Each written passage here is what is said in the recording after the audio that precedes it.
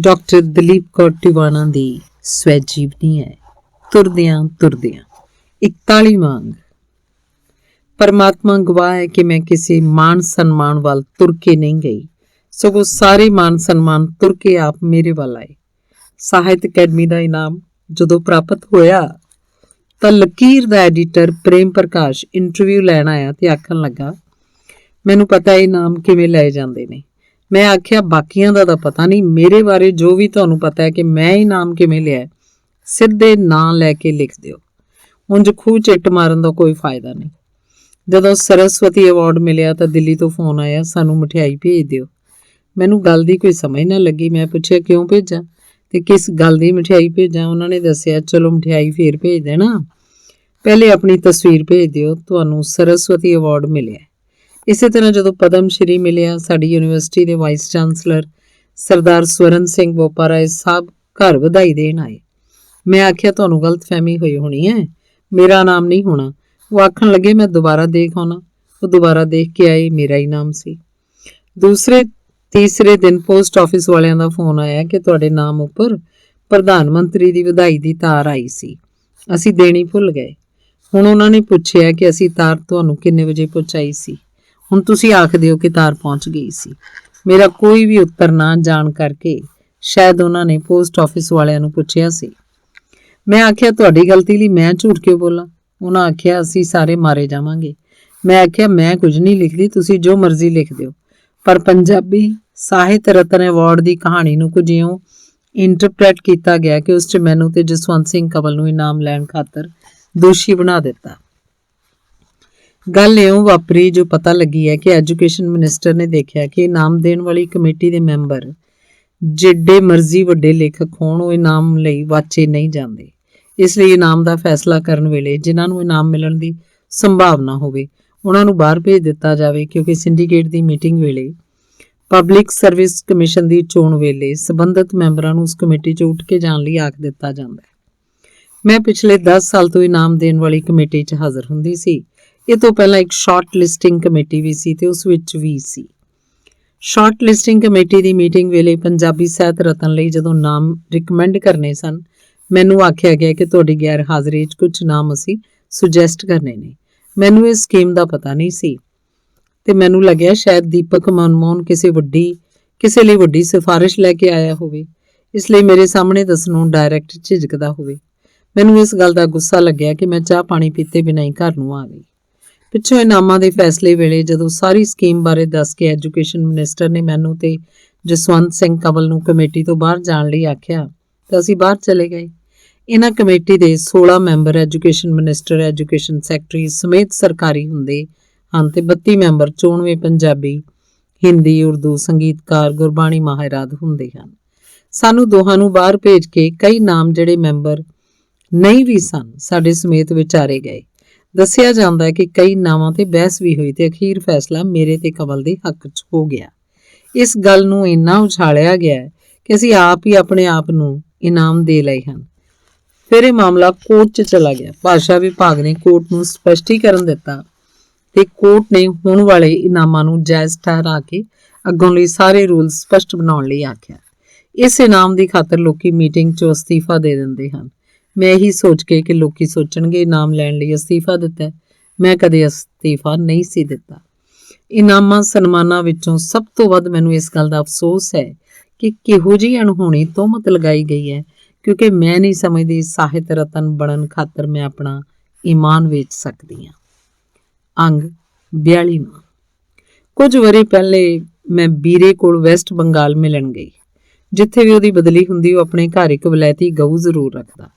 ਉਹਨੂੰ ਬੜਾ ਸ਼ੌਕ ਸੀ ਕਿ ਮੇਰੇ ਬੱਚੇ ਵੱਧ ਤੋਂ ਵੱਧ ਗਊ ਦਾ ਦੁੱਧ ਪੀਣ, ਜਿਸ ਨਾਲ ਸਿਹਤ ਵੀ ਚੰਗੀ ਰਹੇ ਤੇ ਦਿਮਾਗ ਵੀ ਚੰਗਾ ਹੋਵੇ। ਉਹਦਾ ਅਰਦ ਲਈ ਵੱਡੀ ਸਾਰੀ ਬਾਲਟੀ 'ਚ ਦੁੱਧ ਚੋ ਕੇ ਲਿਆਉਂਦਾ। ਉਹਨਾਂ ਦੇ ਘਰ ਇੱਕ ਬੰਗਾਲਣ ਕੰਮ ਵਾਲੀ ਆਉਂਦੀ ਸੀ, ਨਾਲ ਉਹਦਾ 5-6 ਸਾਲ ਦਾ ਬੱਚਾ ਹੁੰਦਾ ਸੀ। ਸਾਰਾ ਦਿਨ ਉਹ ਕੰਮ ਕਰਦੀ ਤੇ ਬੱਚਾ ਚੁੱਪ ਕਰਕੇ ਬੈਠਾ ਰਹਿੰਦਾ। ਮੈਂ ਆਪਣੀ ਭਰਜਾਈ ਅੰਮ੍ਰਿਤ ਨੂੰ ਆਖਿਆ ਕਿ 1 ਗਲਾਸ ਦੁੱਧ ਦਾ ਇਸ ਬੱਚੇ ਨੂੰ ਵੀ ਦੇ ਦਿਆ ਕਰ, ਤੇਰਾ ਪੁੰਨ ਹੋਊਗਾ। ਉਹਨੇ ਬੱਚੇ ਨੂੰ ਦੁੱਧ ਦਾ ਗਲਾਸ 2 ਦਿਨ ਦਿੱਤਾ।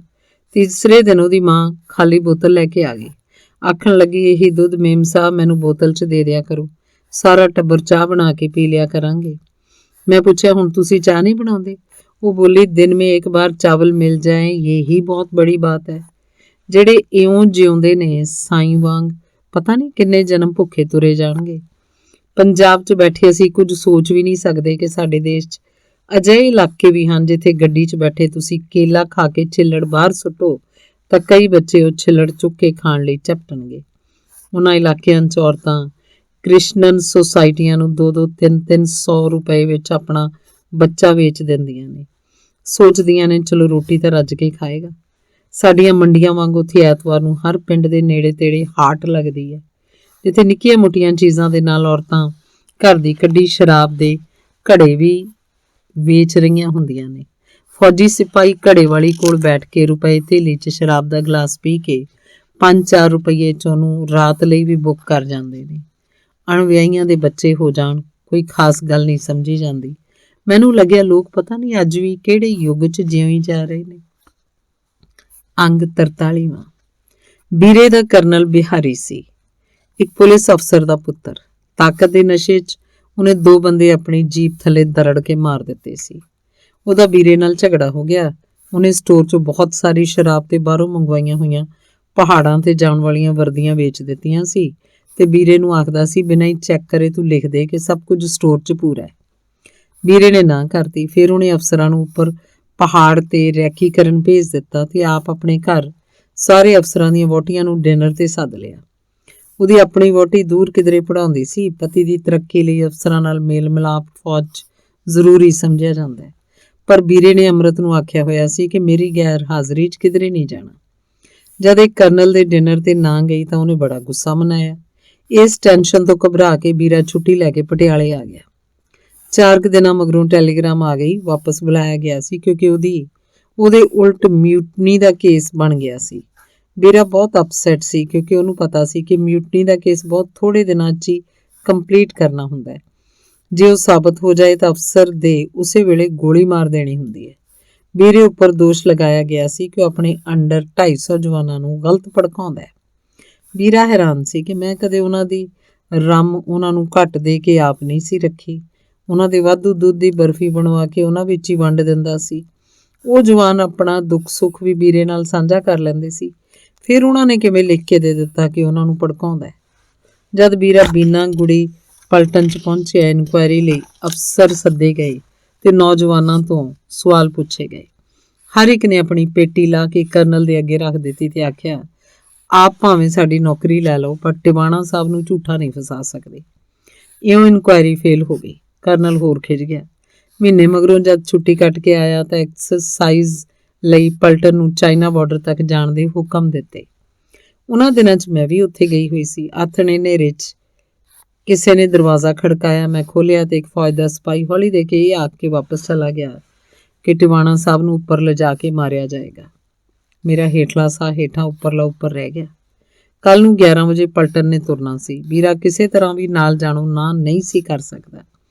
ਮੈਂ ਸੋਚਾਂ ਉਬਲਦੇ ਪਾਣੀ ਦਾ ਪਤੀਲਾ ਬੀਰੇ ਦੇ ਪੈਰਾਂ ਤੇ ਸੁੱਟਦਿਆਂ ਫੇਰ ਨਹੀਂ ਜਾ ਸਕੇਗਾ, ਪਰ ਹੌਸਲਾ ਨਹੀਂ ਸੀ ਪੈਂਦਾ ਕਿਉਂਕਿ ਇੰਨਾ ਦੁੱਖ ਉਹਨੂੰ ਕਿਵੇਂ ਦਿਆਂ। ਆਖਿਰ ਮੈਂ ਇਹ ਗੱਲ ਬੀਰੇ ਨੂੰ ਦੱਸਦੀ। ਉਹ ਕਰਨਲ ਦੇ ਤੇ ਉਹਦੇ ਸੁਭਾਅ ਨੂੰ ਜਾਣਦਾ ਸੀ।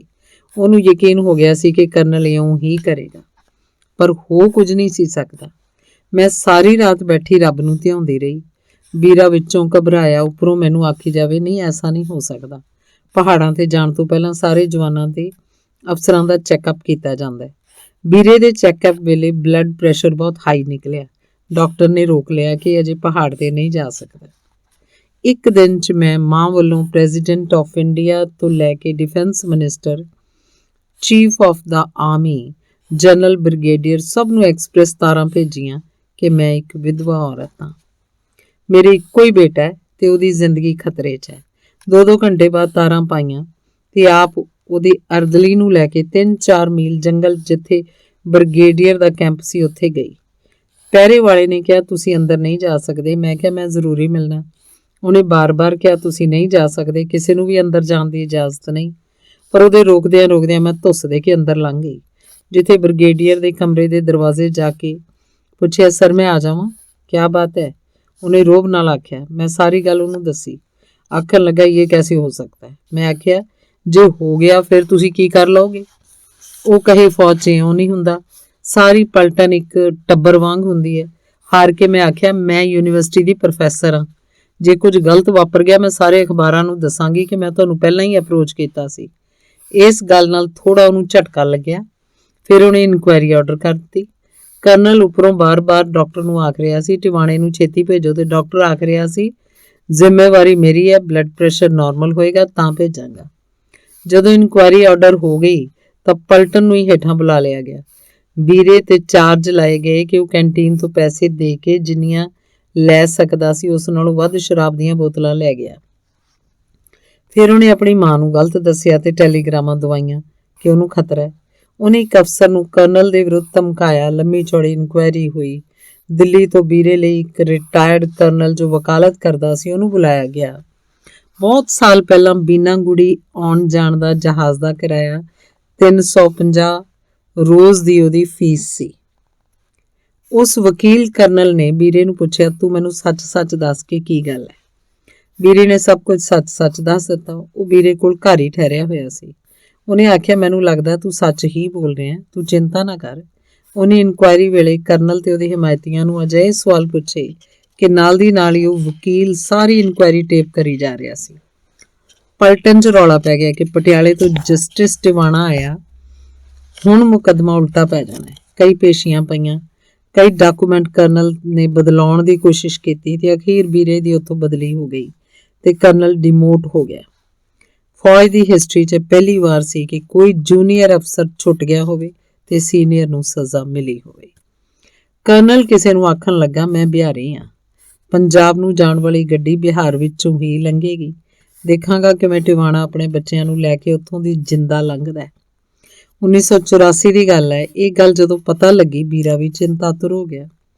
ਬੇਜੀ ਨੇ ਫਟ ਜਹਾਜ਼ ਦੀਆਂ ਟਿਕਟਾਂ ਦੇ ਪੈਸੇ ਦੇ ਕੇ ਬੰਦੇ ਨੂੰ ਬੀਨਾਗੁੜੀ ਭੇਜ ਦਿੱਤਾ ਤੇ ਇਉਂ ਵੀਰਾ ਤੇ ਉਹਦਾ ਪਰਿਵਾਰ ਕਰਨਲ ਦੇ ਇਲਾਕੇ ਦੇ ਉੱਪਰ ਦੀ ਉੱਡ ਕੇ ਲੰਘ ਆਏ। ਫੌਜੀਆਂ ਲਈ ਤੇ ਫੌਜੀ ਅਫਸਰਾਂ ਲਈ ਮੇਰੇ ਮਨ 'ਚ ਬੜਾ ਆਦਰ ਸੀ, ਪਰ ਬੀਨਾਗੁੜੀ ਪਹੁੰਚ ਕੇ ਜਿਹੜੀ ਵਿਸ਼ੇਸ਼ ਗੱਲ ਮੈਂ ਅਫਸਰਾਂ ਬਾਰੇ ਸੁਣੀ ਉਹ ਇਹ ਸੀ ਕਿ ਆਮ ਕਰਕੇ ਤਰੱਕੀਆਂ ਉਹਨਾਂ ਅਫਸਰਾਂ ਨੂੰ ਹੀ ਮਿਲਦੀਆਂ ਨੇ ਜਿਨ੍ਹਾਂ ਦੀਆਂ ਘਰ ਵਾਲੀਆਂ ਸੋਹਣੀਆਂ, ਸਮਾਰਟ ਤੇ ਮਾਡਰਨ ਹੋਣ। ਅੰਗ 44 ਉਮਰਾਓ ਜਾਨ ਫਿਲਮ ਦੇ ਗੀਤ ਦੀ ਇੱਕ ਲਾਈਨ ਹੈ, ਅਗਲੇ ਜਨਮ ਉਹੀ ਬਿਟਿਆ ਨਾ ਕੀਜੋ। ਇਹ ਉਸ ਫਿਲਮ ਦੀ ਨਾਇਕਾ ਦੀ ਕਥਾ ਹੀ ਨਹੀਂ ਬਿਆਨ ਕਰਦੀ, ਸਗੋਂ ਸਮੁੱਚੀ ਔਰਤ ਜ਼ਾਤੀ ਦੀ ਕਥਾ ਕਹਿੰਦੀ ਹੈ। ਕਿਸੇ ਵੇਲੇ ਭਾਰਤ ਰਤਨ ਦੁਨੀਆ ਦੀ ਸਭ ਤੋਂ ਵੱਧ ਬਹੁਤਾ ਤੇ ਵਧੀਆ ਗਾਉਣ ਵਾਲੀ ਲਤਾ ਮੰਗੇਸ਼ਕਰ ਨੂੰ ਕਿਸੇ ਨੇ ਪੁੱਛਿਆ ਸੀ ਕਿ ਤੁਸੀਂ ਅਗਲੇ ਜਨਮ ਵੀ ਲਤਾ ਮੰਗੇਸ਼ਕਰ ਬਣਨਾ ਚਾਹੋਗੇ? ਉਹਨੇ ਆਖਿਆ ਸੀ, ਨਹੀਂ। ਮੈਂ ਹੈਰਾਨ ਹੋ ਕੇ ਸੋਚਦੀ ਰਹੀ, ਏਡੀ ਉੱਚੀ ਕਲਾ ਦੀ ਮਾਲਕ, ਦੁਨੀਆ ਭਰ ਦੀ ਦੌਲਤ ਤੇ ਸ਼ੋਹਰਤ ਦੇ ਬਾਵਜੂਦ ਉਹ ਕਿਉਂ ਆਖਦੀ ਹੈ ਕਿ ਮੈਂ ਅਗਲੇ ਜਨਮ ਲਤਾ ਮੰਗੇਸ਼ਕਰ ਨਹੀਂ ਬਣਨਾ ਚਾਹਾਂਗੀ? ਸ਼ਾਇਦ ਇਸ ਲਈ ਕਿ ਉਹਦਾ ਸਧਾਰਨ ਸੁਖੀ ਪਰਿਵਾਰ ਵਾਲੀ ਔਰਤ ਵਾਲਾ ਸੁੱਖ ਕਿਧਰੇ ਗੁਆਚ ਗਿਆ ਸੀ। ਮਰਨ ਜੰਮਣ ਦੇ ਚੱਕਰ ਤੋਂ ਪਾਰ ਲੰਘ ਕੇ ਉਸ ਪਰਮ ਆਤਮਾ ਵਿੱਚ ਰਲ ਜਾਣਾ ਹਰ ਸਾਧੂ ਸੰਤ, ਵੱਡੇ ਛੋਟੇ, ਚੰਗੇ ਮੰਦੇ ਪ੍ਰਾਣੀ ਲਈ ਪ੍ਰਾਪਤੀ ਦੀ ਸਿਖਰ ਹੈ।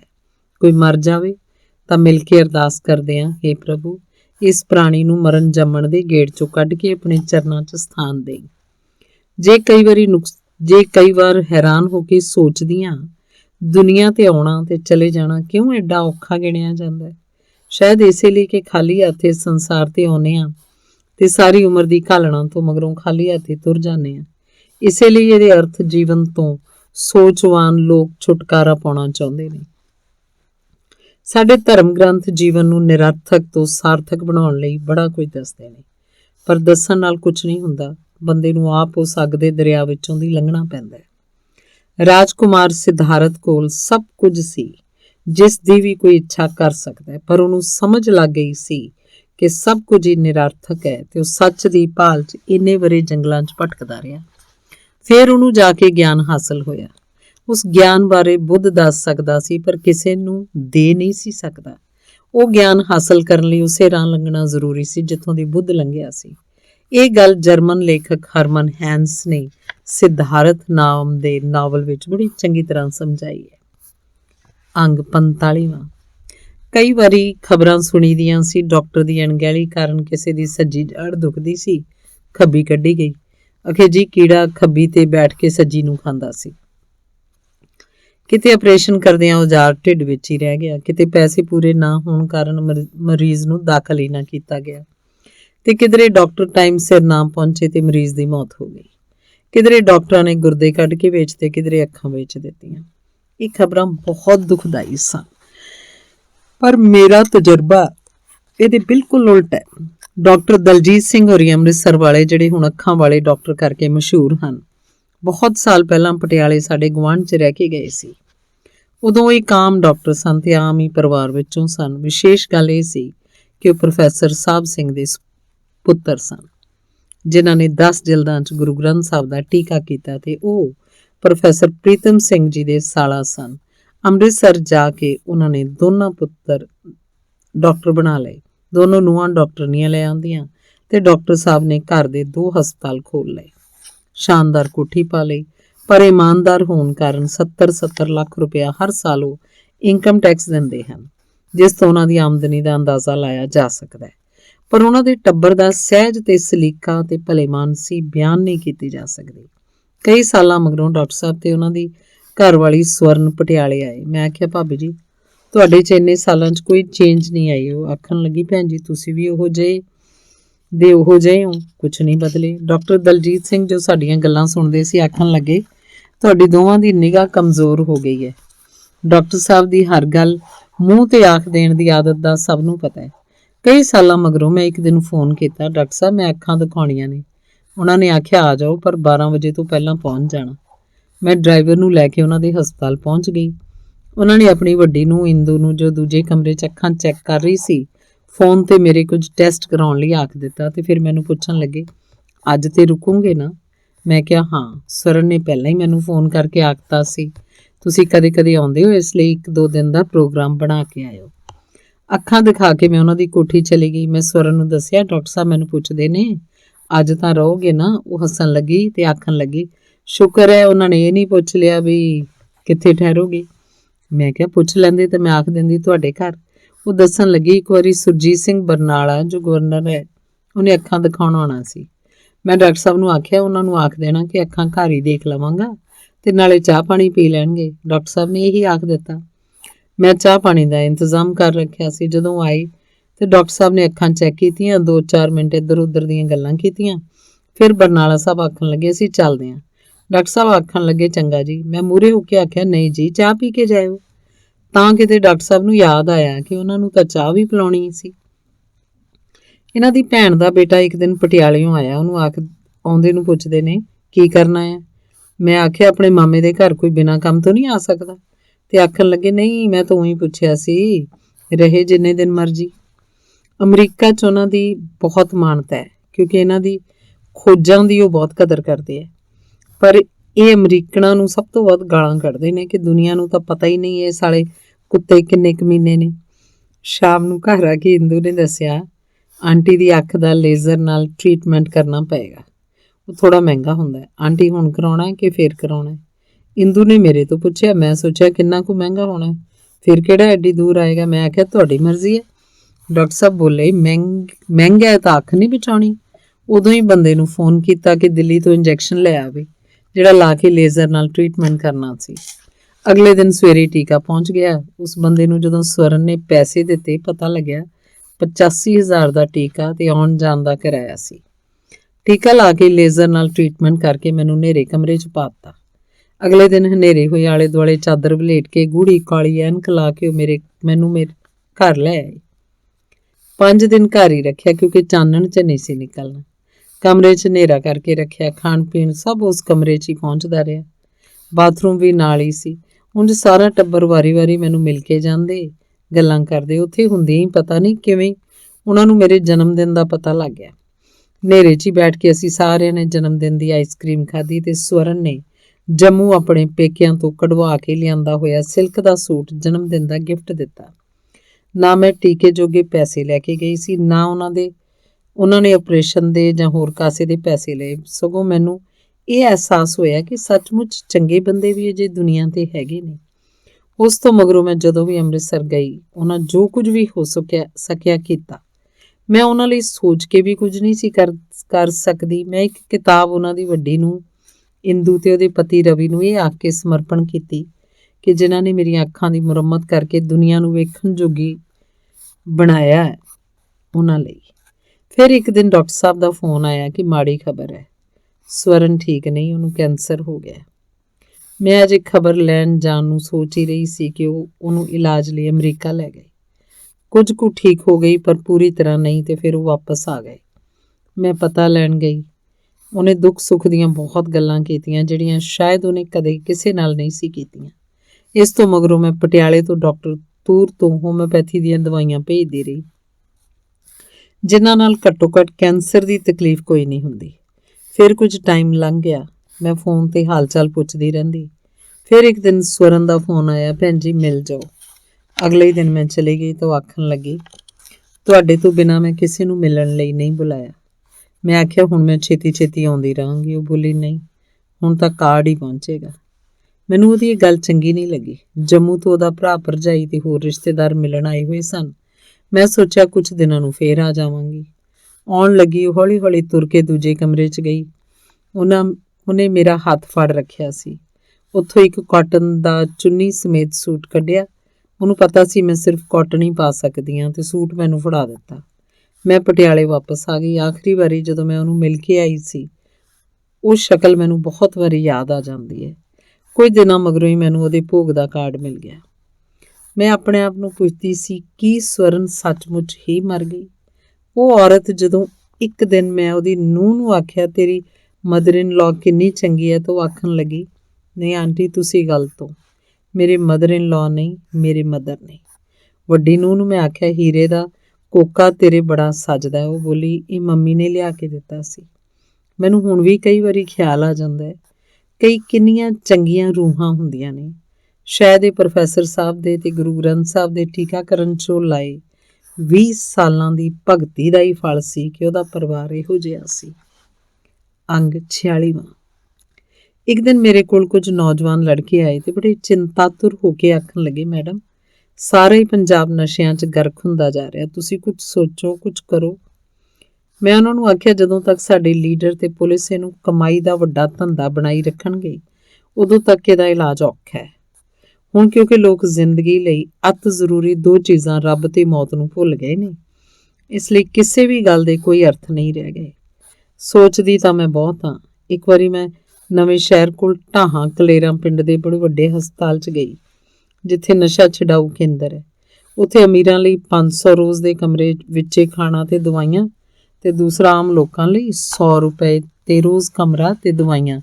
ਤੀਸਰਾ ਗਰੀਬ ਲੋਕਾਂ ਲਈ ਮੁਫਤ ਵਾਰਡ, ਜਿੱਥੇ ਡਾਕਟਰੀ ਸਹਾਇਤਾ, ਦਵਾਈਆਂ ਤੇ ਰੋਟੀ ਸਭ ਮੁਫਤ ਹਨ।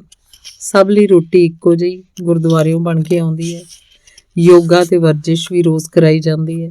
ਆਥਣ ਸਵੇਰ ਗੁਰਦੁਆਰੇ ਵੀ ਲੈ ਕੇ ਜਾਂਦੇ ਨੇ ਤੇ ਮਨੋਵਿਗਿਆਨੀ ਸਮਝਾਉਂਦੇ ਵੀ ਹੈ।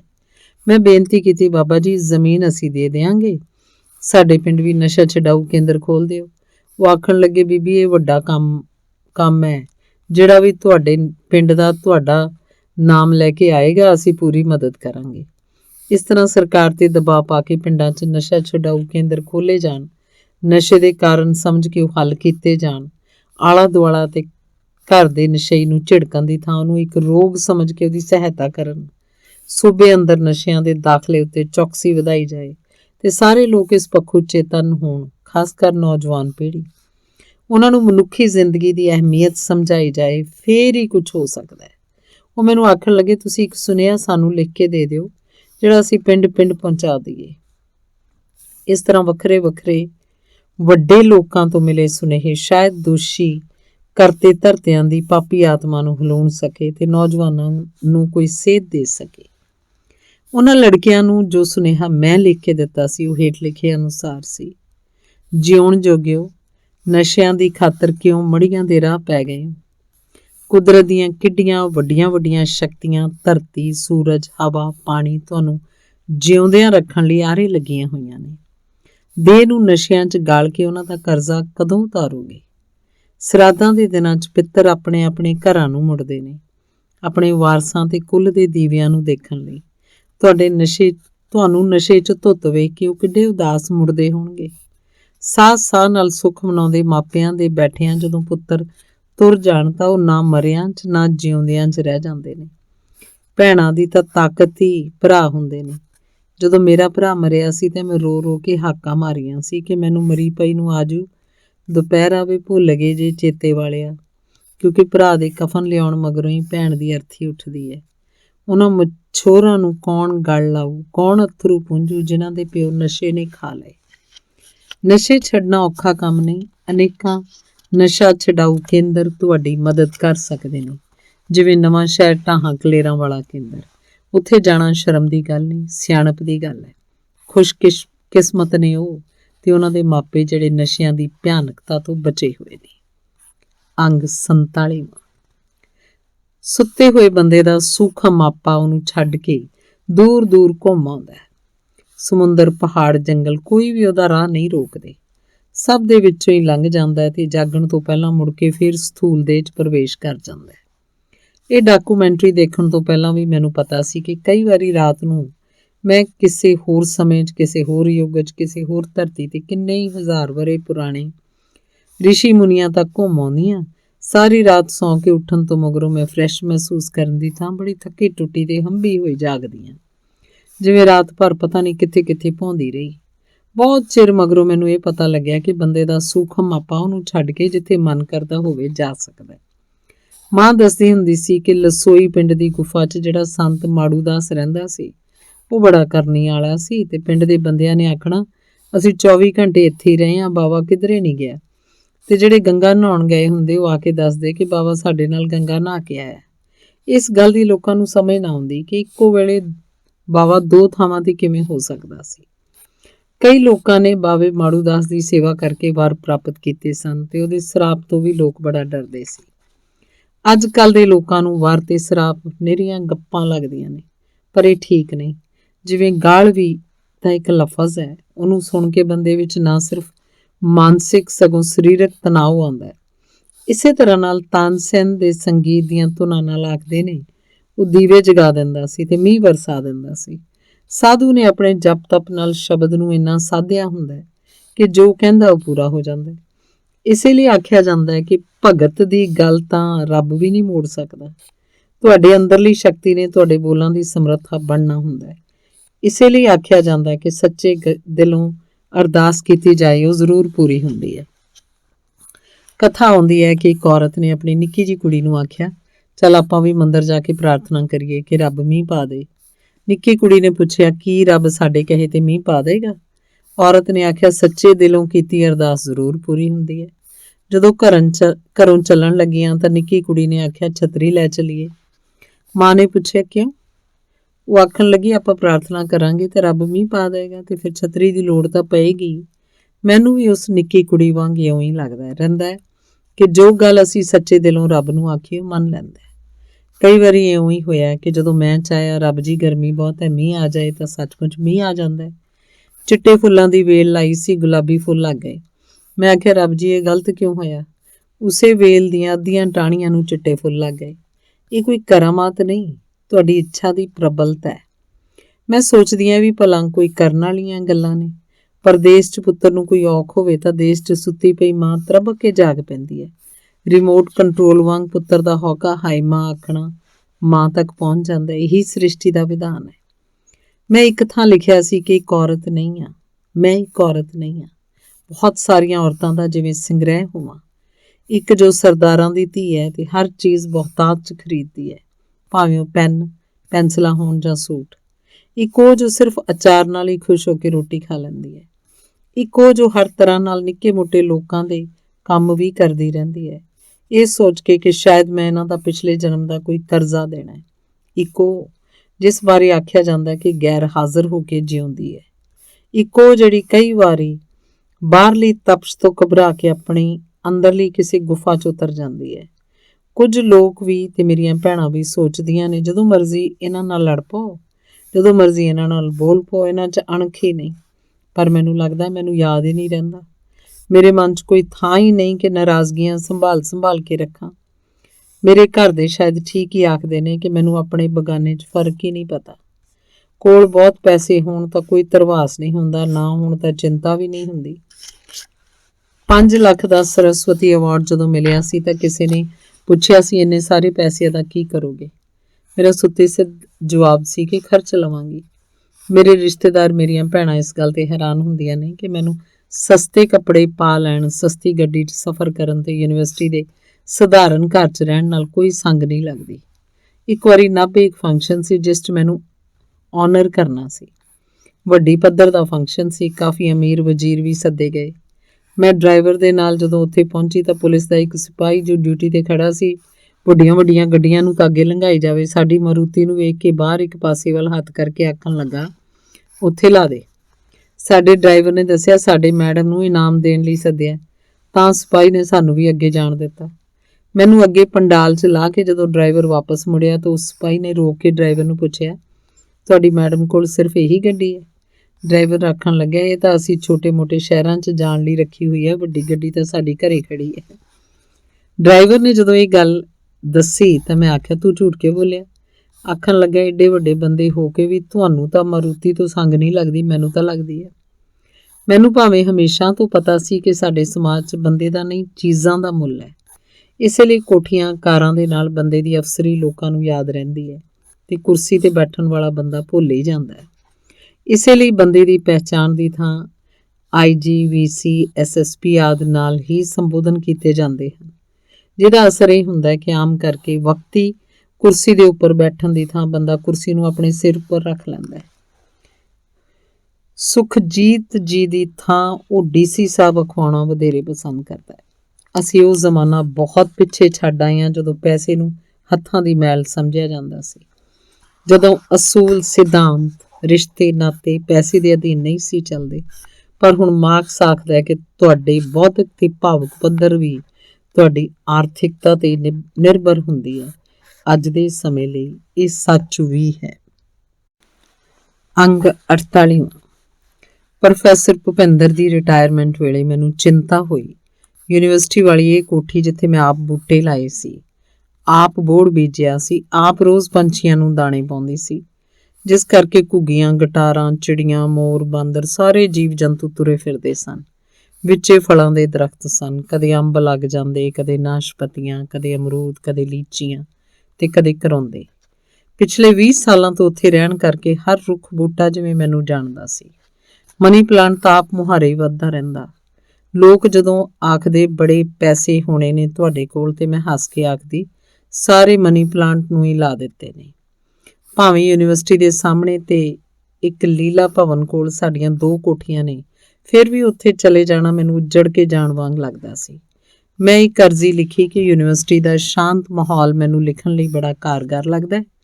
ਪ੍ਰੋਫੈਸਰ ਭੁਪਿੰਦਰ ਰਿਟਾਇਰਮੈਂਟ ਵੇਲੇ ਜਿੰਨਾ ਇਸ ਕੋਠੀ ਦਾ ਕਿਰਾਇਆ ਦਿੰਦੇ ਸਨ, ਉਹਨਾਂ ਮੇਰੀ ਪੈਨਸ਼ਨ 'ਚੋਂ ਕੱਟ ਲਿਆ ਜਾਏ ਤੇ ਇਹ ਘਰ ਮੇਰੇ ਕੋਲ ਰਹਿਣ ਦਿੱਤਾ ਜਾਏ।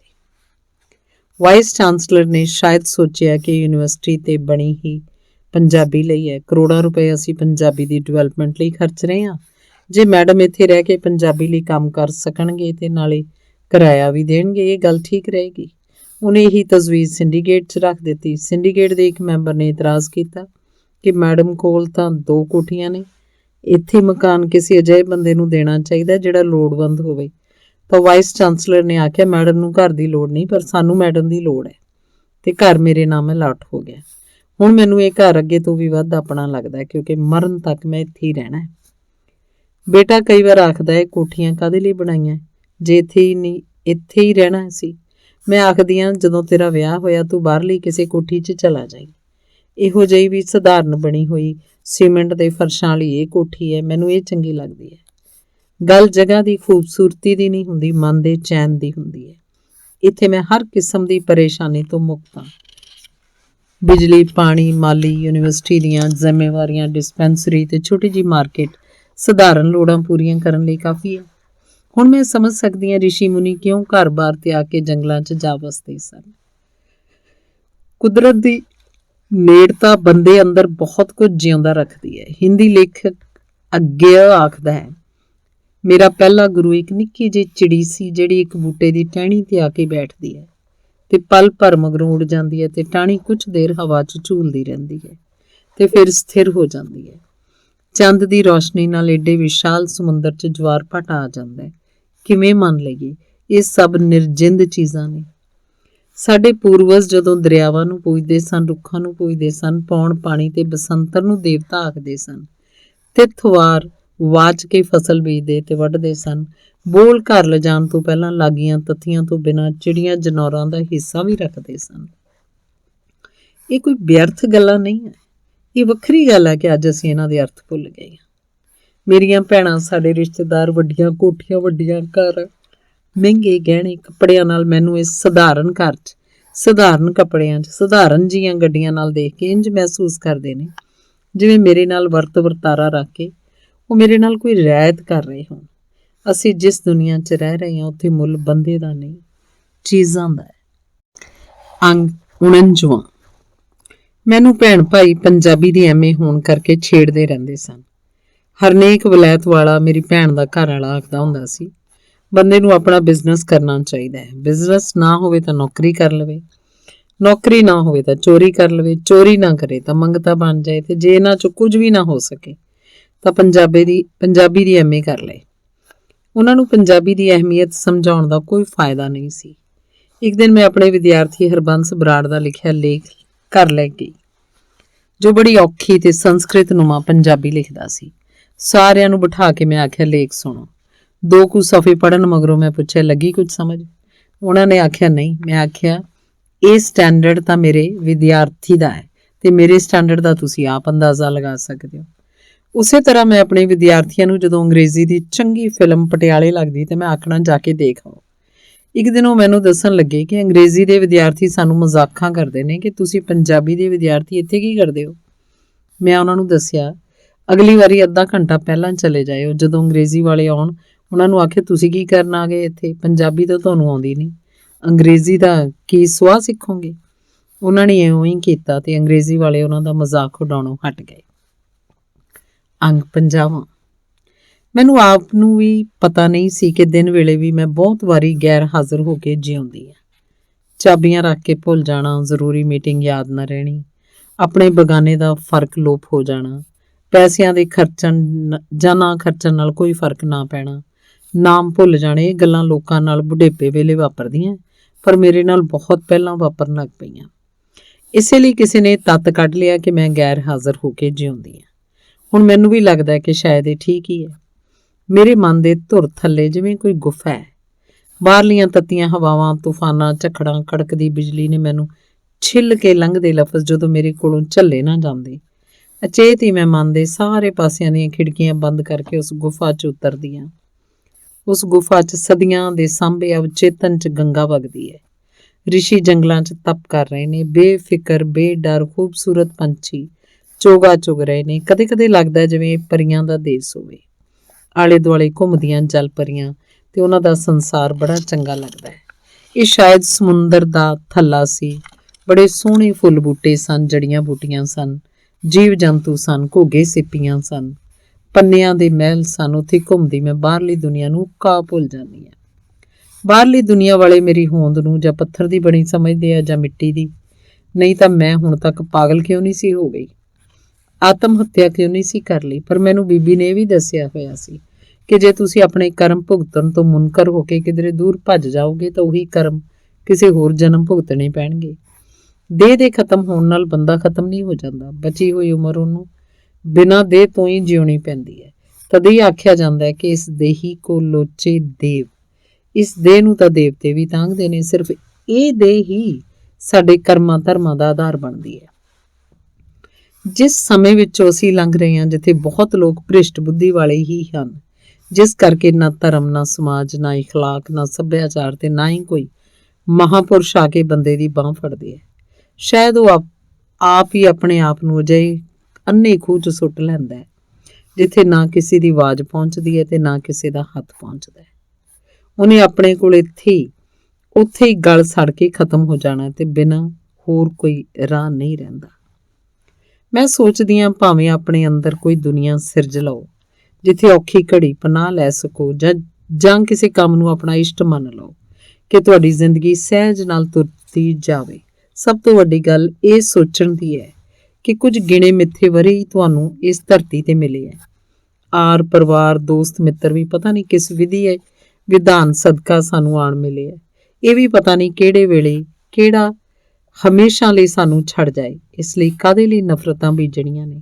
ਸੋ ਇੱਕ ਕਵਿਤਾ ਲਿਖੀ ਸੀ, ਨਿਤ ਸੂਰਜ ਆ ਕੇ ਪੁੱਛਦਾ, ਅੱਜ ਦਾ ਦਿਨ ਕਿਸ ਲੇਖੇ ਲਾਉਣਾ।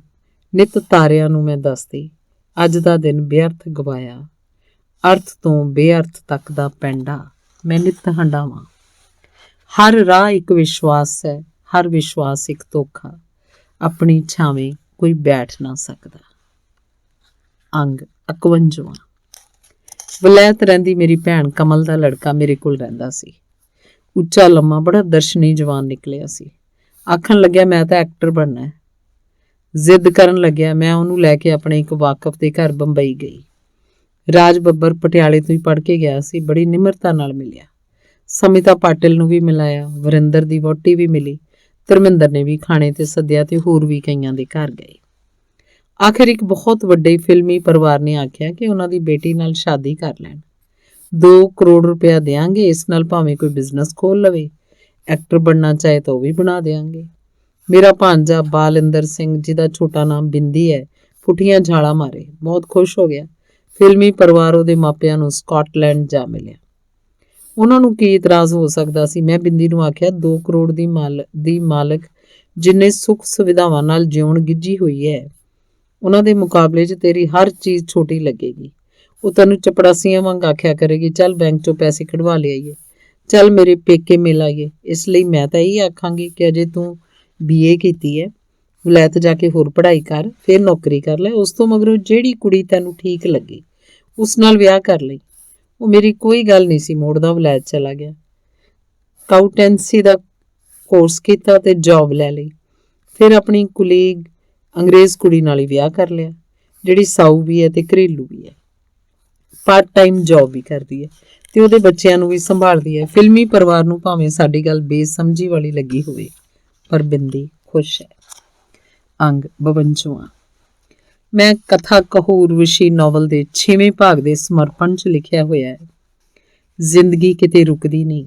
ਕਿਸੇ ਹੋਰ ਸਮੇਂ, ਕਿਸੇ ਹੋਰ ਜਨਮ 'ਚ, ਕਿਸੇ ਹੋਰ ਨਕਸ਼ਤਰ ਤੇ ਆਪਾਂ ਫਿਰ ਮਿਲਾਂਗੇ। ਲੋਕੀ ਮੈਨੂੰ ਪੁੱਛਦੇ ਨੇ ਕੀ ਮੈਂ ਅਗਲੇ ਜਨਮਾਂ ਰੂਹਾਂ 'ਚ ਯਕੀਨ ਰੱਖਦੀ ਹਾਂ।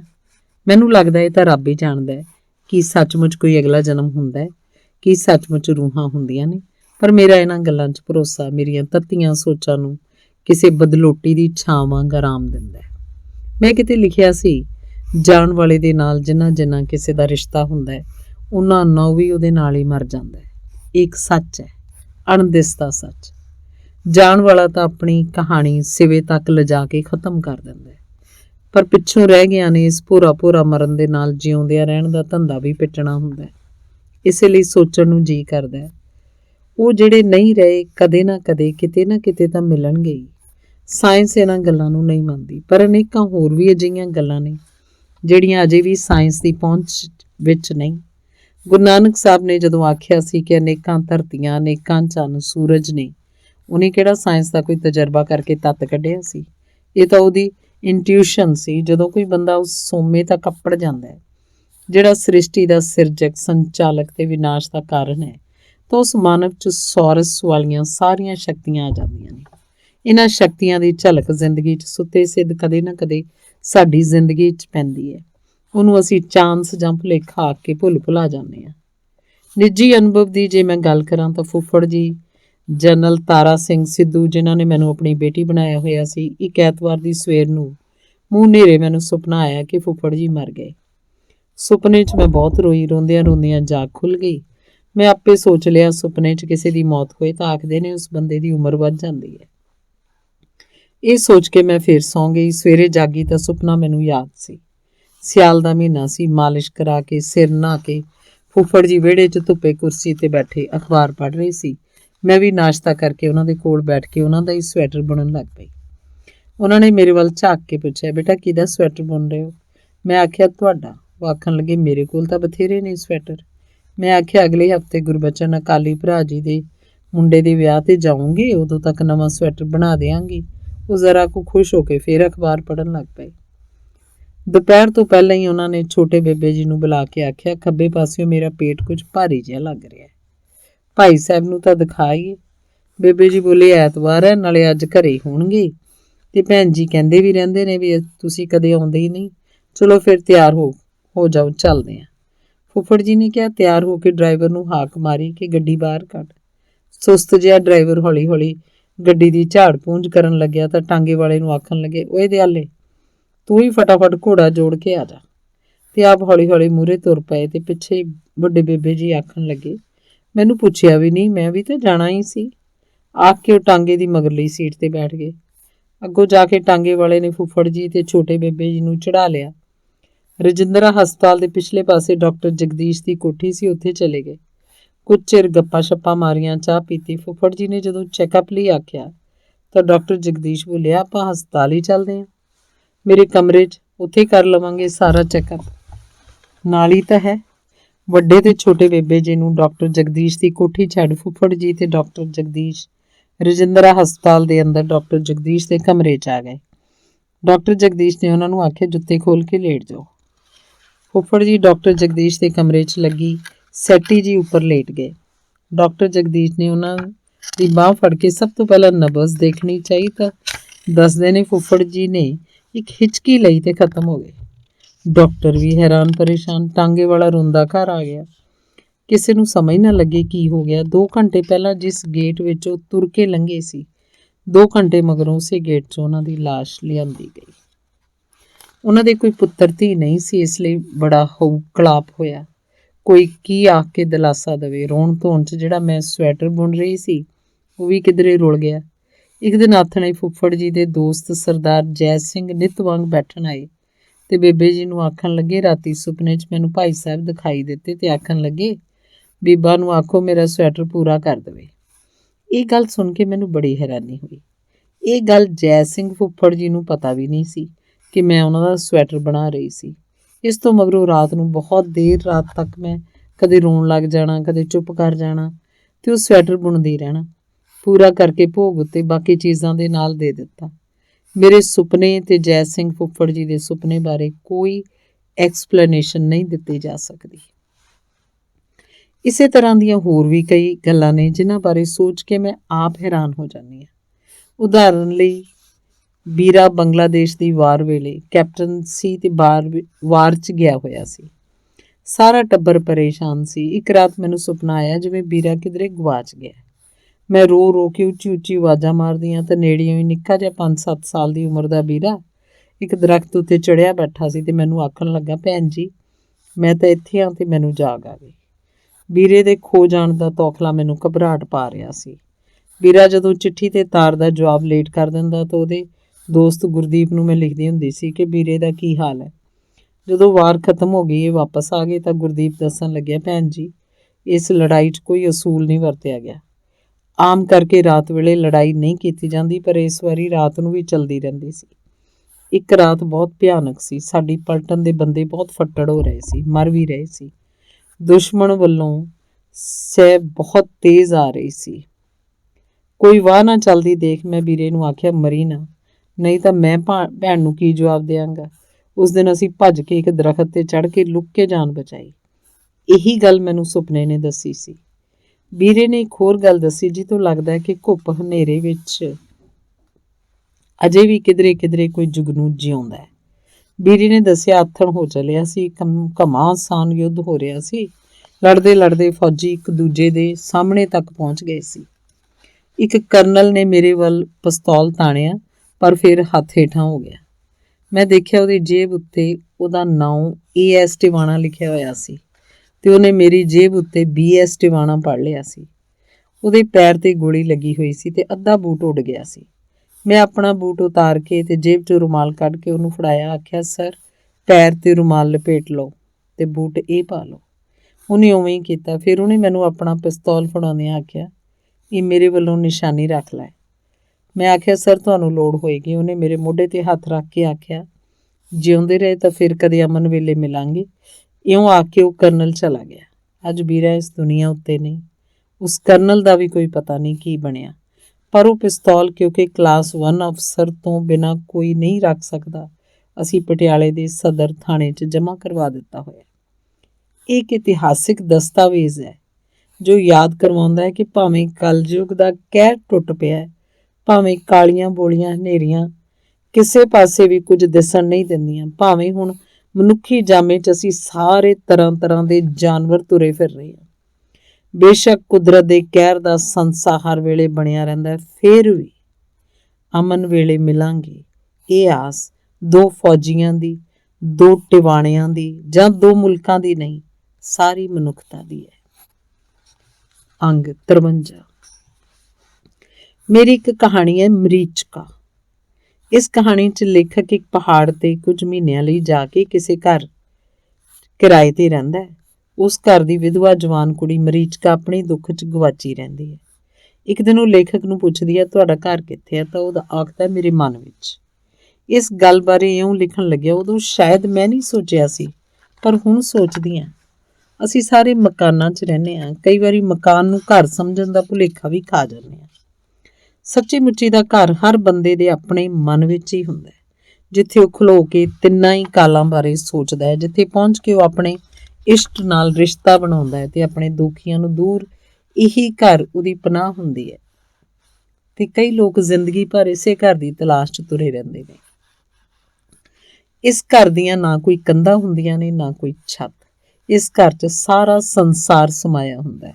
ਪਰ ਮਰੀਚਕਾ ਨੂੰ ਇਸ ਗੱਲ ਦੀ ਸਮਝ ਨਹੀਂ ਲੱਗਦੀ, ਕਿਉਂਕਿ ਉਹਦੇ ਆਪਣੇ ਕੋਲ ਕੋਈ ਘਰ ਨਹੀਂ। ਬਿਨਾਂ ਛੱਤ ਤੇ ਬਿਨਾਂ ਕੰਧਾਂ ਤੋਂ ਉਹਦੇ ਮਨ 'ਚ ਜਿਹੜਾ ਉਹਦਾ ਘਰ ਸੀ, ਹੁਣ ਉਹ ਸਰਹੱਦ ਤੇ ਚੱਲੇ ਬੰਬ ਜਿਸ 'ਚ ਉਹਦਾ ਫੌਜੀ ਪਤੀ ਮਰਿਆ ਸੀ, ਉਸ ਬੰਬ ਦੇ ਧੂਏ ਨਾਲ ਭਰਿਆ ਪਿਆ। ਇਸੇ ਕਾਰਨ ਉਹਨੂੰ ਭੂਤ ਭਵਿੱਖ ਤੇ ਵਰਤਮਾਨ ਦੇ ਅਰਥ ਸਮਝ ਆਉਣੋਂ ਹਟ ਗਏ ਹਨ। ਉੱਥੇ ਜਦੋਂ ਪਨਾਹ ਲੱਭਦੀ ਹੈ ਤਾਂ ਉਹਦਾ ਧੂਏ ਨਾਲ ਦਮ ਘੁੱਟਣ ਲੱਗਦਾ ਹੈ। ਉਹਨੂੰ ਬੜੀ ਹੈਰਾਨੀ ਲੱਗਦੀ ਹੈ ਕਿ ਦਿਨ ਅਜੇ ਵੀ ਉਸੇ ਤਰ੍ਹਾਂ ਚੜ੍ਹਦਾ ਹੈ। ਲੋਕ ਅਜੇ ਵੀ ਉਸੇ ਤਰ੍ਹਾਂ ਕੰਮਾਂ ਕਾਰਾਂ 'ਚ ਭੱਜੇ ਫਿਰਦੇ ਨੇ। ਲੋਕ ਅਜੇ ਵੀ ਜਿਉਂ ਰਹੇ ਨੇ ਤੇ ਮੈਂ ਵੀ ਜਿਉਂ ਰਹੀ ਹਾਂ। ਇਹ ਸਭ ਕੁਝ ਕਿਉਂ ਤੇ ਕਿਵੇਂ ਉਸੇ ਤਰ੍ਹਾਂ ਚੱਲੀ ਜਾ ਰਿਹਾ ਹੈ, ਉਹ ਸੋਚ ਰਹੀ ਹੈ। ਫਿਰ ਇੱਕ ਦਿਨ ਪੱਥਰ ਤੇ ਬੈਠੇ ਪਾਣੀ ਦੀ ਵਗਦੀ ਕੂਲ ਵੱਲ ਝਾਕਦੇ ਲੇਖਕ ਨੂੰ ਚਾਹ ਦਾ ਗਲਾਸ ਫੜਾਉਣ ਗਈ। ਉਸ ਤੋਂ ਕੁਝ ਹੀ ਦੂਰੀ ਤੇ ਪੱਥਰ ਤੇ ਬੈਠ ਗਈ। ਬਹੁਤ ਚਿਰ ਕੂਲ ਦੇ ਪਾਣੀ ਵੱਲ ਝਾਕਦੀ ਰਹੀ। ਚਾਹ ਪੀ ਚੁੱਕੇ ਲੇਖਕ ਨੂੰ ਉਹਨੇ ਅਚਾਨਕ ਪੁੱਛਿਆ, ਤੁਸੀਂ ਕਿਵੇਂ ਜੀ ਲੈਂਦੇ ਹੋ? ਲੇਖਕ ਹੱਸ ਪਿਆ ਤੇ ਆਖਣ ਲੱਗਾ, ਕਦੇ ਪੱਤਾ ਬਣ ਕੇ ਜਿਉਂ ਲੈਣਾ, ਕਦੇ ਪੰਛੀ ਬਣ ਕੇ, ਕਦੇ ਕੋਈ ਬੱਚਾ ਬਣ ਕੇ, ਕਦੇ ਬੱਦਲ ਬਣ ਕੇ, ਕਦੇ ਲੇਖਕ ਬਣ ਕੇ ਜਿਉਂ ਲੈਣਾ।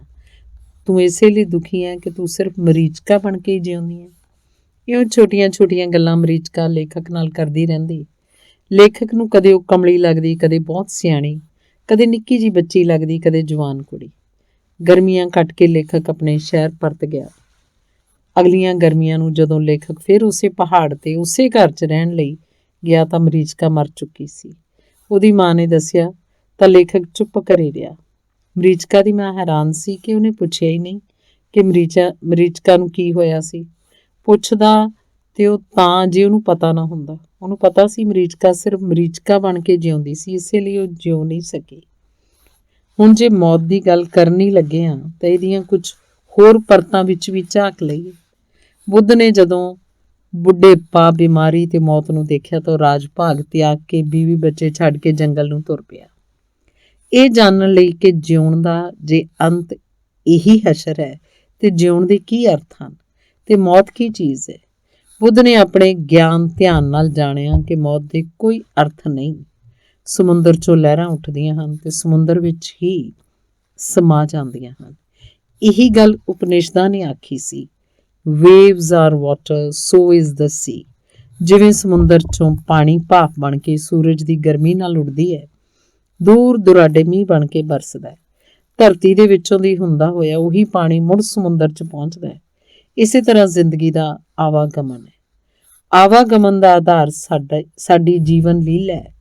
ਨਾਮ ਤੇ ਰੂਪ ਦੇ ਜਗਤ ਨੂੰ ਪੰਜਾਂ ਤੱਤਾਂ ਤੋਂ ਬਣਦਿਆਂ ਮੁੜ ਪੰਜਾਂ ਤੱਤਾਂ 'ਚ ਰਲਦਿਆਂ ਜ਼ਿੰਦਗੀ ਦਾ ਆਦ ਤੇ ਅੰਤ ਹੈ। ਇਸੇ ਲਈ ਕਬੀਰ ਆਖਦਾ ਹੈ, ਕਬੀਰ ਜਿਸ ਮਰਨੇ ਤੇ ਜਗ ਡਰੇ, ਮੇਰੇ ਮਨ ਆਨੰਦ ਮਰਨੇ ਹੀ ਤੇ ਪਾਈਏ ਪੂਰਨ ਪਰਮਾਨੰਦ। ਕਿਉਂਕਿ ਉਹਨੇ ਮੌਤ ਦੀ ਅਸਲੀਅਤ ਨੂੰ ਸਮਝ ਲਿਆ। ਇਸੇ ਲਈ ਮੌਤ ਨੂੰ ਚੰਗੇ ਨਾਵਾਂ ਨਾਲ ਸੰਬੋਧਨ ਕੀਤਾ ਜਾਂਦਾ ਹੈ, ਜਿਵੇਂ ਫਲਾਣਾ ਪੂਰਾ ਹੋ ਗਿਆ, ਸਵਰਗ ਸੁਧਾਰ ਗਿਆ, ਚੜ੍ਹਾਈ ਕਰ ਗਿਆ।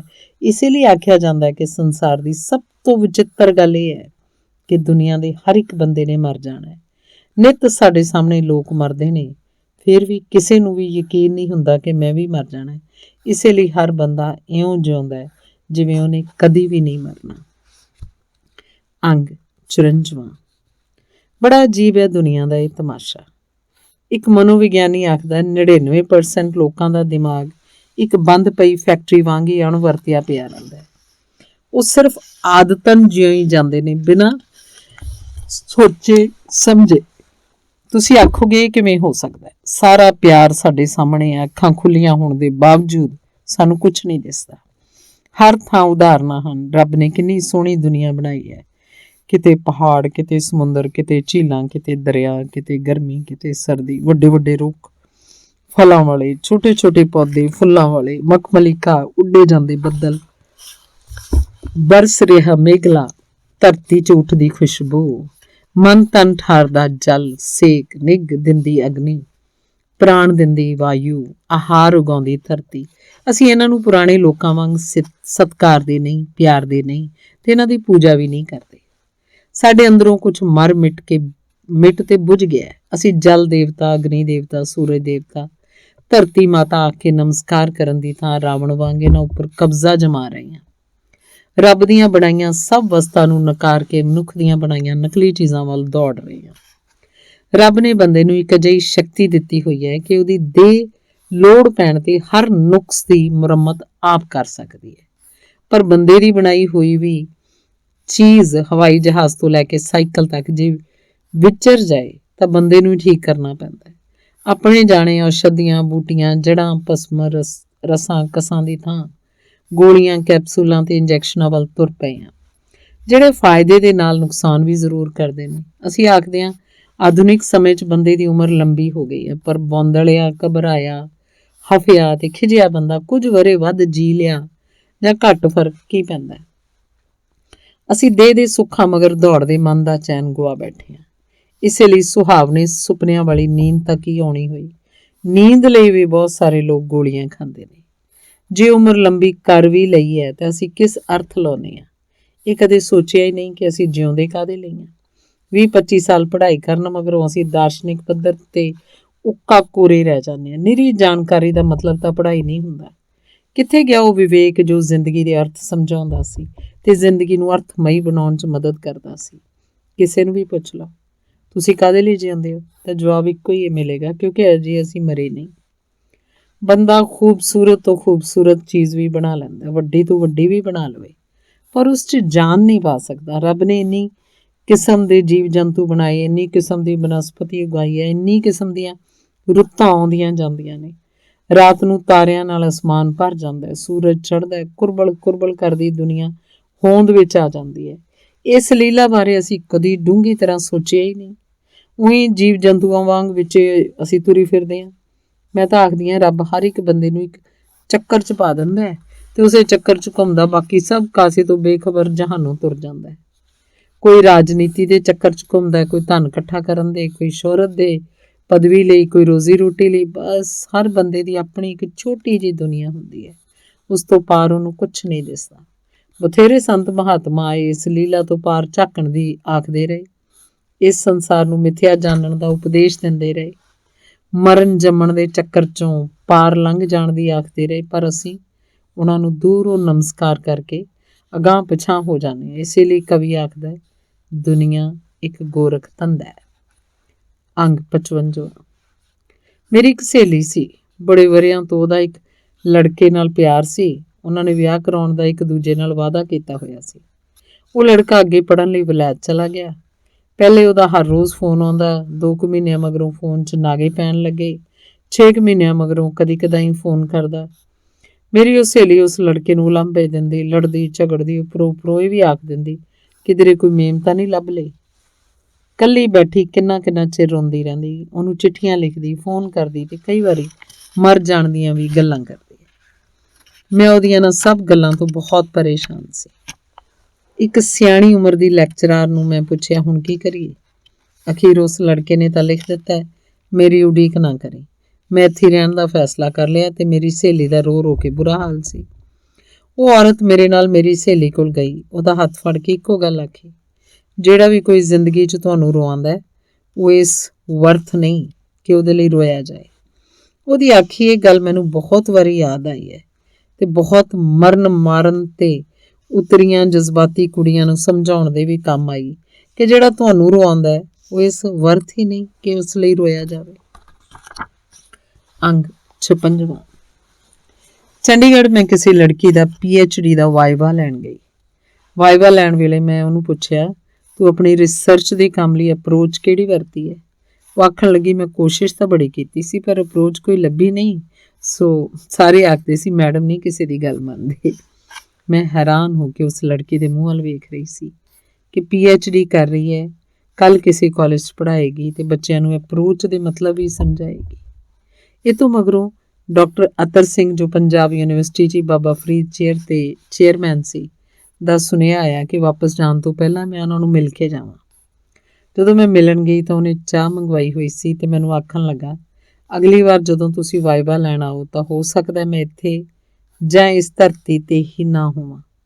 ਮੈਂ ਆਖਿਆ, ਡਾਕਟਰ ਸਾਹਿਬ ਇਹ ਗੱਲ ਸਿਰਫ ਤੁਹਾਡੇ 'ਤੇ ਹੀ ਨਹੀਂ ਸਭਨਾਂ 'ਤੇ ਲਾਗੂ ਹੁੰਦੀ ਹੈ। ਕੀ ਪਤਾ ਕਿਹੜਾ ਕਿਹੜੇ ਵੇਲੇ ਇਸ ਧਰਤੀ ਤੋਂ ਉੱਠ ਜਾਏ। ਉਹਨੇ ਸਲਾਬੀਆਂ ਅੱਖਾਂ ਨਾਲ ਆਖਿਆ, ਮੈਨੂੰ ਪਤਾ ਹੈ ਮੈਂ ਬਹੁਤ ਚਿਰ ਹੁਣ ਨਹੀਂ ਜੀ ਸਕਣਾ। ਮੈਨੂੰ ਅਫਸੋਸ ਹੁੰਦਾ ਹੈ ਕਿ ਮੈਂ ਆਪਣਾ ਬਹੁਤ ਸਾਰਾ ਸਮਾਂ ਪੋਲੀਟਿਕਸ ਵਿੱਚ ਬਰਬਾਦ ਕਰ ਲਿਆ। ਉਹਨੇ ਉਦਾਸ ਆਵਾਜ਼ 'ਚ ਆਖਿਆ। ਮੈਂ ਆਖਿਆ, ਉਂਝ ਤਾਂ ਹਰ ਬੰਦੇ ਦੀ ਆਪਣੀ ਸਮਰੱਥਾ ਅਨੁਸਾਰ ਹੀ ਕੰਮ ਕਰ ਸਕਦਾ, ਪਰ ਤੁਹਾਡੇ 'ਚ ਸਮਰੱਥਾ ਬਹੁਤ ਸੀ, ਤੁਸੀਂ ਹੋਰ ਪਾਸਿਆਂ 'ਤੇ ਹੀ ਖਰਚ ਦਿੱਤੀ। ਉਹਨੇ ਆਖਿਆ, ਇਸੇ ਗੱਲ ਦਾ ਤਾਂ ਅਫਸੋਸ ਹੈ ਤੇ ਸੱਚਮੁੱਚ ਹੀ ਕੁਝ ਦਿਨਾਂ ਮਗਰੋਂ ਇਸ ਧਰਤੀ ਤੋਂ ਚਲਿਆ ਗਿਆ। ਅੰਗ 57। ਮੈਂ ਆਪਣੀ ਭੈਣ ਨੂੰ ਮਿਲਣ ਸਕਾਟਲੈਂਡ ਗਈ ਸੀ। ਸਕਾਟਲੈਂਡ ਤੋਂ ਦੂਰ ਰਹਿੰਦੀ ਕਿਸੇ ਦੂਜੇ ਸ਼ਹਿਰ 'ਚ ਇੱਕ ਲੇਖਿਕਾ ਦਾ ਘਰ ਸੀ। ਉਹ ਮੈਨੂੰ ਆ ਕੇ ਮਿਲ ਗਈ ਸੀ ਤੇ ਬਾਰ-ਬਾਰ ਜ਼ਿੱਦ ਕਰ ਰਹੀ ਸੀ ਕਿ ਇੱਕ ਦਿਨ ਲਈ ਉਹਦੇ ਘਰ ਆਵਾਂ। ਮੈਂ ਟਾਲਦੀ ਰਹੀ। ਅਖੀਰ ਮੇਰੀ ਭੈਣ ਨੇ ਉਹਦੇ ਸ਼ਹਿਰ ਜਾਣ ਵਾਲੀ ਗੱਡੀ 'ਚ ਬਿਠਾ ਦਿੱਤਾ ਤੇ ਅੱਗੋਂ ਸਟੇਸ਼ਨ 'ਤੇ ਆ ਜਾਣ ਲਈ ਉਹਨੂੰ ਫੋਨ ਕਰ ਦਿੱਤਾ। ਮੈਨੂੰ ਦੇਖ ਕੇ ਉਹ ਬੇਹੱਦ ਖੁਸ਼ ਹੋਈ। ਵੱਡੀ ਸਾਰੀ ਕਾਰ 'ਤੇ ਮੈਨੂੰ ਲੈਣ ਆਈ ਹੋਈ ਸੀ। ਜਦ ਉਹਦੇ ਘਰ ਪਹੁੰਚੇ ਤਾਂ ਸ਼ਾਹੀ ਠਾਠ ਵਾਲਾ ਵੱਡਾ ਸਾਰਾ ਉਹਦਾ ਘਰ ਸੀ। ਦੂਜੇ ਬੱਚੇ ਉਹਦੇ ਦੂਜੇ ਸ਼ਹਿਰਾਂ 'ਚ ਸਨ। ਸਿਰਫ ਇੱਕ 16-17 ਸਾਲ ਦੀ ਕੁੜੀ ਉਹਦੇ ਕੋਲ ਸੀ। ਆਪਣੀਆਂ ਪ੍ਰਾਪਤੀਆਂ ਦਾ ਰੋਹ ਪਾਉਣ ਲਈ ਉਹਨੇ ਮੈਨੂੰ ਦੱਸਿਆ ਕਿ ਉਹ ਯੋਗਾ ਦੀਆਂ ਕਲਾਸਾਂ ਚਲਾਉਂਦੀ ਹੈ, ਨਾਲ ਹੀ ਮਨੋਵਿਗਿਆਨਕ ਤੌਰ 'ਤੇ ਪੀੜਤ ਔਰਤਾਂ ਦੀਆਂ ਮਾਨਸਿਕ, ਭਾਵੁਕ ਤੇ ਕਾਮੁਕ ਗੁੰਝਲਾਂ ਸਮਝਾਉਂਦੀ ਹੈ। ਕਿਹੜੀਆਂ-ਕਿਹੜੀਆਂ ਵੱਡੀਆਂ ਥਾਵਾਂ 'ਤੇ ਉਹ ਲੈਕਚਰ ਦੇ ਚੁੱਕੀ ਹੈ, ਕਿਹੜੀਆਂ-ਕਿਹੜੀਆਂ ਸੰਸਥਾਵਾਂ ਵੱਲੋਂ ਉਹਨੂੰ ਆਨਰ ਕੀਤਾ ਗਿਆ, ਕਿੰਨੀ ਕੁ ਵਾਰੀ ਉਹ ਦੁਨੀਆ ਦੇ ਵੱਖਰੇ-ਵੱਖਰੇ ਸ਼ਹਿਰਾਂ 'ਚ ਭਾਸ਼ਣ ਦੇਣ ਗਈ ਹੈ। ਸਾਰੀਆਂ ਆਪਣੀਆਂ ਤਾਰੀਫਾਂ ਸੁਣਾਉਂਦੀ ਰਹੀ। ਨਾਲ ਦੀ ਨਾਲ ਉਹ ਆਪਣੇ ਪਤੀ ਦੀ ਤਾਰੀਫ ਕਰਦੀ ਰਹੀ, ਜਿਹੜਾ ਹਰ ਤਰ੍ਹਾਂ ਨਾਲ ਉਹਦੀ ਮਦਦ ਕਰਦਾ ਰਹਿੰਦਾ ਸੀ। ਜਿਹੜੀਆਂ ਗੱਲਾਂ ਉਹ ਸਿਖਾਉਂਦੀ ਸੀ, ਜਿਹੜੇ ਭਾਸ਼ਣ ਉਹ ਦਿੰਦੀ ਸੀ, ਉਹ ਅੰਗਰੇਜ਼ੀ ਵਿੱਚ ਵੀ ਲਿਖ ਕੇ ਛਪਵਾਉਂਦੀ ਸੀ। ਉਹਨੇ ਦੱਸਿਆ, ਮੈਂ ਕਈ ਸੰਸਥਾਵਾਂ ਨੂੰ ਡੋਨੇਸ਼ਨ ਵੀ ਭੇਜਦੀ ਹਾਂ ਤੇ ਮੇਰੇ ਕੋਲ ਕੁਈਨ ਐਲਿਜ਼ਬੈਥ ਦੇ ਹੀਰਿਆਂ ਦੇ ਹਾਰ ਵਰਗਾ ਹਾਰ ਵੀ ਹੈ। ਉਹਨੇ ਹੀਰਿਆਂ ਦੀਆਂ ਕਈ ਅੰਗੂਠੀਆਂ ਪਾਈਆਂ ਹੋਈਆਂ ਸਨ। ਘਰ 'ਚ ਕੀਮਤੀ ਸਮਾਨ ਵੀ ਰੱਖਿਆ ਹੋਇਆ ਸੀ। ਉਹ ਆਖਦੀ ਸੀ, ਇਹਨਾਂ ਮੁਲਕਾਂ 'ਚ ਕਲਾਕਾਰ ਦੀ ਬੜੀ ਕਦਰ ਹੈ। ਪੰਜਾਬ 'ਚ ਮੇਰਾ ਕਿਸੇ ਨੇ ਛੋਟੇ-ਮੋਟੇ ਅਵਾਰਡ ਲਈ ਵੀ ਨਾਂ ਨਹੀਂ ਵਿਚਾਰਿਆ। ਮੈਂ ਸਭ ਗੱਲਾਂ ਸੁਣਦੀ ਰਹੀ। ਫਿਰ ਉਹਨੇ ਮੇਰੀਆਂ ਕੁਆਲੀਫਿਕੇਸ਼ਨਸ ਪੁੱਛੀਆਂ। ਮੈਂ ਕਿਹਾ MA PhD, ਬੜਾ ਵਧੀਆ। ਉਹਨੇ ਖਾਣਾ ਖਵਾਇਆ, ਸ਼ਹਿਰ ਦੀ ਸੈਰ ਕਰਾਈ ਤੇ ਦੱਸਿਆ ਕਿ ਮੇਰੀਆਂ ਕਿਤਾਬਾਂ ਬੜੇ ਸ਼ੌਕ ਨਾਲ ਪੜ੍ਹਦੀ ਹੈ ਤੇ ਨਾਲ ਹੀ ਆਖਿਆ, ਜਦੋਂ ਮੈਂ ਆਪਣੀ ਭੈਣ ਨੂੰ ਕਿਤਾਬ ਭੇਜਦੀ ਹਾਂ ਤੇ ਨਾਲ ਹੀ ਮੈਨੂੰ ਭੇਜ ਦਿਆ ਕਰੀ, ਪੈਸੇ ਮੈਂ ਦੇ ਦਿਆ ਕਰਾਂਗੀ। ਕੋਈ ਗੱਲ ਨਹੀਂ, ਮੈਂ ਆਖਿਆ। 100 ਕੁ ਪੌਂਡ ਮੇਰੇ ਪਰਸ 'ਚ ਸਨ ਤੇ ਟਿਕਟ ਜੋਗੇ 5-7 ਮੈਂ ਕਿਤਾਬ 'ਚ ਰੱਖ ਲਏ ਸਨ। ਅਗਲੇ ਦਿਨ ਤੁਰਨ ਲੱਗਿਆ ਮੈਂ ਬੇਟੀ ਬਾਰੇ ਪੁੱਛਿਆ। ਉਹ ਆਪਣੀ ਕਿਸੇ ਦੋਸਤ ਨਾਲ ਫਿਲਮ ਦੇਖਣ ਗਈ ਹੋਈ ਸੀ। ਇੱਥੇ ਪੰਜਾਬ ਵਾਂਗ ਬੱਚਿਆਂ ਨੂੰ ਤੁਸੀਂ ਤਾੜ ਕੇ ਨਹੀਂ ਰੱਖ ਸਕਦੇ, ਉਹਨੇ ਆਪੇ ਹੀ ਦੱਸਿਆ। ਮੈਂ ਟਿਕਟ ਲਿਆ। ਉਹ ਮੈਨੂੰ ਬੜੇ ਪਿਆਰ ਨਾਲ ਗੱਡੀ ਚੜ੍ਹਾ ਗਈ ਤੇ ਕਮਲ ਮੇਰੀ ਭੈਣ ਨੂੰ ਅੱਗੋਂ ਸਟੇਸ਼ਨ 'ਤੇ ਆਉਣ ਲਈ ਫੋਨ ਵੀ ਕਰ ਦਿੱਤਾ। ਅੱਧ ਕੁ ਵਿੱਚ ਜਾ ਕੇ ਮੈਂ ਰੁਮਾਲ ਕੱਢਣ ਲਈ ਪਰਸ ਖੋਲ੍ਹਿਆ ਤਾਂ ਦੇਖਿਆ ਉਸ 'ਚ ਰੱਖੇ ਪੈਸੇ ਗਾਇਬ ਸਨ। ਮੈਂ ਬਹੁਤ ਪਰੇਸ਼ਾਨ ਜੀ ਹੋ ਗਈ। ਘਰ ਆ ਕੇ ਮੈਂ ਆਪਣੀ ਭੈਣ ਨੂੰ ਦੱਸਿਆ। ਉਹਨੂੰ ਕੋਈ ਹੈਰਾਨੀ ਨਾ ਹੋਈ, ਕਿਉਂਕਿ ਉਹਨੂੰ ਪਤਾ ਸੀ, ਕਿਉਂਕਿ ਬਹੁਤੇ ਅਮੀਰਾਂ ਦੇ ਬੱਚੇ ਇਉਂ ਹੀ ਕਰਦੇ ਹੁੰਦੇ ਨੇ। ਅੰਗ 58। ਮੈਂ ਆਪਣੇ ਭਤੀਜੇ ਨੂੰ ਮਿਲਣ ਅਮਰੀਕਾ ਜਾਣਾ ਸੀ। ਮੇਰੀ ਸਹੇਲੀ ਵੀਣਾ ਨੇ ਆਖਿਆ, ਕੈਨੇਡਾ ਵੱਲ ਦੀ ਹੋ ਕੇ ਜਾਈਂ। ਉਹ ਟੋਰਾਂਟੋ ਰਹਿੰਦੀ ਸੀ। ਕੁਝ ਦਿਨ ਮੈਂ ਉਹਦੇ ਕੋਲ ਰੁਕੀ ਤਾਂ ਇਕਬਾਲ ਮਾਲ ਨੇ TV 'ਤੇ ਬੁਲਾ ਲਿਆ। ਕੁਝ ਲੋਕਾਂ ਨੂੰ ਪਤਾ ਲੱਗ ਗਿਆ ਤਾਂ ਮੇਰੇ ਕੋਲੋਂ ਪੁੱਛਣ, ਤੁਹਾਨੂੰ ਕਿਸ ਨੇ ਬੁਲਾਇਆ? ਮੈਂ ਦੱਸਿਆ, ਕਿਸੇ ਨੇ ਨਹੀਂ, ਇਹ ਤਾਂ ਮੇਰੀ ਪ੍ਰਾਈਵੇਟ ਵਿਜ਼ਿਟ ਹੈ।